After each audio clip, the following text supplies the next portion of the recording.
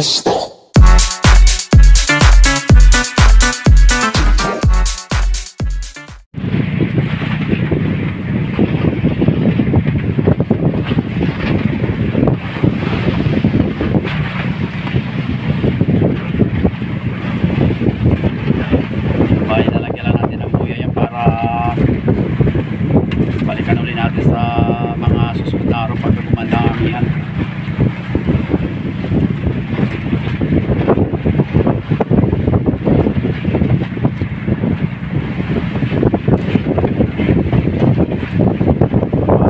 Isang buntog namin o yun o talapita yun.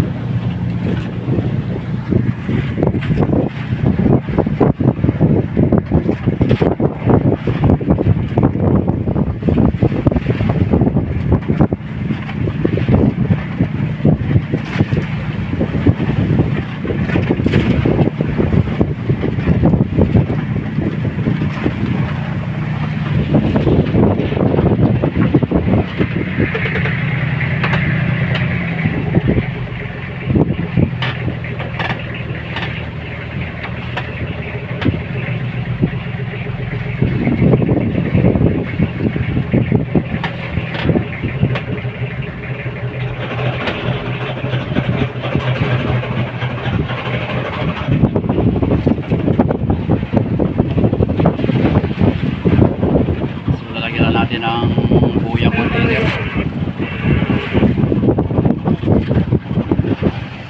So bali nandun pa yung ibang bangka sa bawah namin mga kailog. So yun na.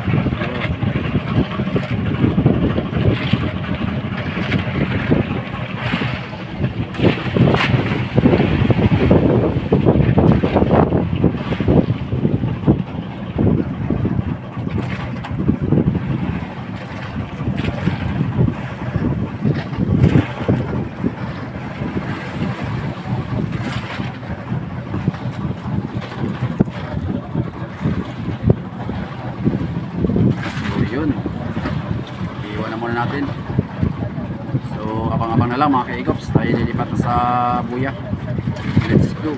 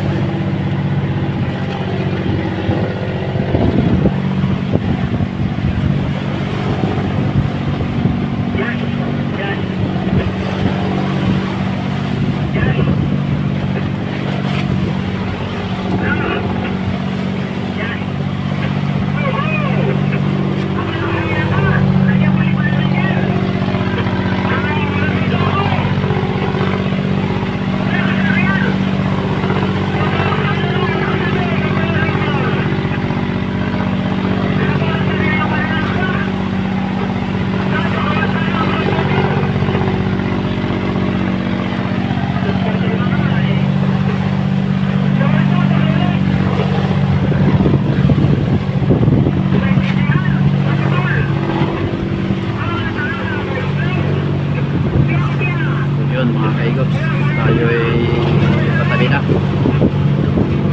dahil palakas na palakas yung amihan. Kahit paano naman nakahuli tayo ng 2 piraso, may pang balik diesel na tayo kahit paano.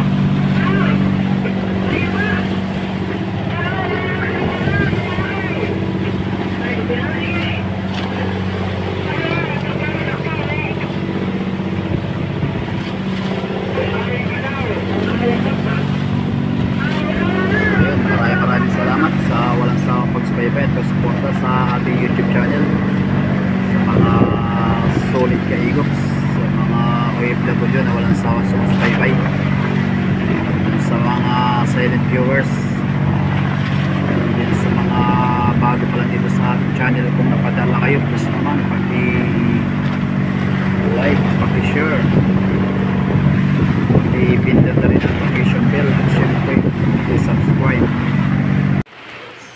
So yung guys, mga kaigops, nagbaba ng isda si Bujuhan galing Bahura. So bali sabay kami na tumagi kanina, kaso nga lang dun sa aming binuntugan ay talagang hindi sumabo ang isda. lumba ang dumarok dahil sa bahura. Pagka ganyan ay tapat-tapat ang buntog, kung nabuntugan mo talaga yung daanan ng isda o di kaya yung binabahayan talaga nila. So bali ang huli nila yan ay 25 piraso, sa amin ay 5 piraso lang.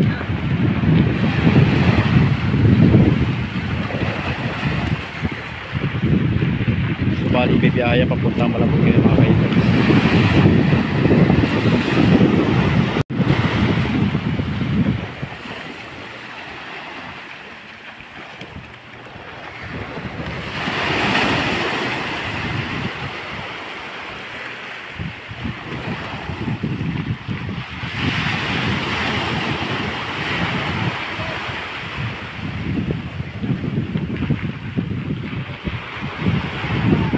Pag sa bahura talaga mga kaigups ay talagang tapat-tapat. Pag napaganda yung pwesto mo, talagang makakapasibad ka ng mga ganyang isda. Hindi katulad pag sa buya, talagang pagdaraw sa buya hindi na naalis gawa na may pabahayan, pero pag sa bahura naman ay padandaan sila.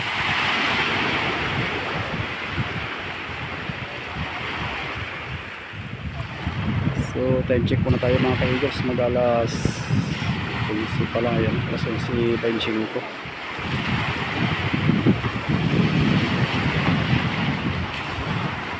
So halos nandito na rin ang karamihan na bangka, pati Pangulo ngayon. Kaya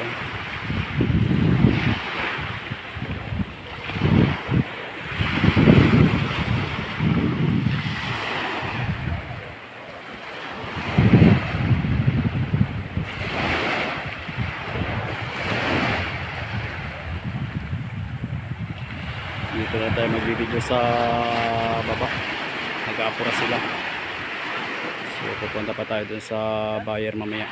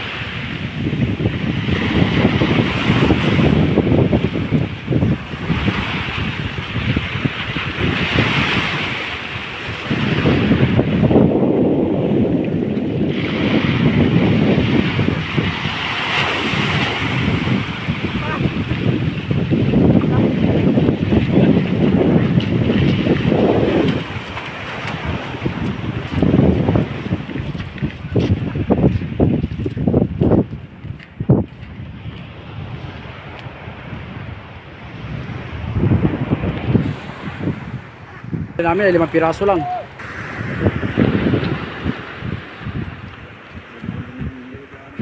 Matapang na sila yan. Alin?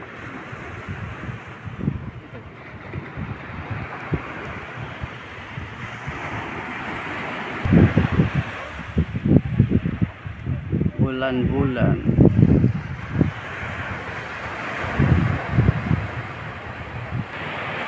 So yun mga kaigops, kami na magbawa ng isla sa videoan. Oo.